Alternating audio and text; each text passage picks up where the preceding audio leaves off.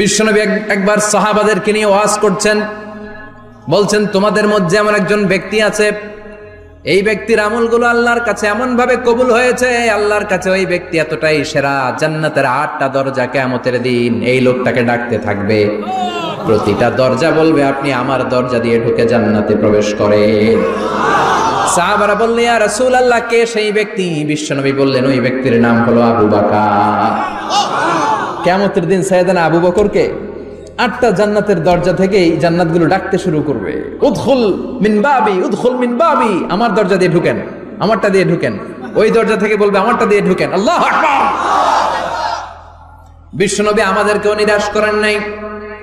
বিশ্বনবী বললেন কেউ যদি প্রতিদিন 5 ওয়াক্ত নামাজের আগে যে ওযু করে, ওযুর পরে কেউ যদি পড়ে আশহাদু আল্লা ইলাহা ইল্লাল্লাহ ওয়া আশহাদু আন্না মুহাম্মাদান আবদুল্লাহি ওয়া রাসূলুহু, প্রত্যেক ওযুর পরে যেই ব্যক্তি এই দোয়াটা পড়বে ওই ব্যক্তির জন্য রব্বুল আলামিন কিয়ামতের দিন জান্নাতের 8টা দরজা খুলে দিবে। সেও সাইয়েদনা আবু বকরের সাথে সাথে ওই 8টা দরজার যেটা দিয়ে মন চায় ঢুকতে পারবে। কোন সুবহানাল্লাহ। বিশ্বনবী বললেন ইন্নালিল জান্নাতি সামানিয়াতু আবাব, জান্নাতের ভেতরে দরজা হলো 8টা, মিনহা বাবুন ইউসাম্মা আর-রায়্যান, 8টা দরজার মধ্যে স্পেশাল একটা দরজা আছে, দরজাটার নাম হলো রায়্যান। লা ইয়াদখুলুহু ইল্লা সাইমুন, রোজাদাররা ছাড়া কেউ রায়্যান দরজা দিয়ে ঢুকতে পারবে না।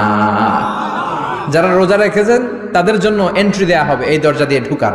আবার বিশ্বনবী বললেন মান দাখালাহু লাম ইয়াজমা আবাদা, একবার রায়্যান দরজা দিয়ে ঢুকার সুযোগ যে পেয়ে যাবে চিরকালের জন্য তার গলার তৃষ্ণা মিটে যাবে।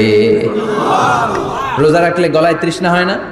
এই যে আল্লাহর খুশির জন্য এই তৃষ্ণাকে সহ্য করে আপনি রোজা রেখেছেন, এর ফলাফল হিসেবে রায়্যান দরজা দিয়ে ঢুকা মাত্রই আপনার গলার তৃষ্ণা শেষ। জান্নাতের 8টা দরজার কোন না একটা দরজা দিয়ে আমরা ঢুকবো। এখন এই দরজার সাইজ কতটুকু জানার দরকার আছে না নাই? বিশ্বনবী বললেন ইন্না মিসরাইন মিন মাসারি'i জান্নাহ মা বাইনা মাক্কা ওয়া হাজার, সৌদি আরবের মক্কা শহর থেকে বাহরাইন শহর যত দূর, জান্নাতের দরজাটা হবে তত দূর। আমাদের দরজা কয় ফিট বাই কয় ফিট হয় বাসার দরজাগুলো? হ্যাঁ, আল্লাহু আকবার। জান্নাতের এক একটা দরজা মা বাইনা মাক্কা ওয়া হাজার, সৌদির মক্কা শহর থেকে হাজার হচ্ছে বাহরাইনের একটা শহর, এই দুই শহরের মাঝখানে যত দূর জায়গা এত বড় জায়গা, সেই হিসেবে কয়েক কোটি লোক এক ধাক্কায় ঢুকবে। কয়েক কোটি লোক এক ধাক্কায় ঢুকে যাবে। চিল্লায় পড়েন আল্লাহু আকবার।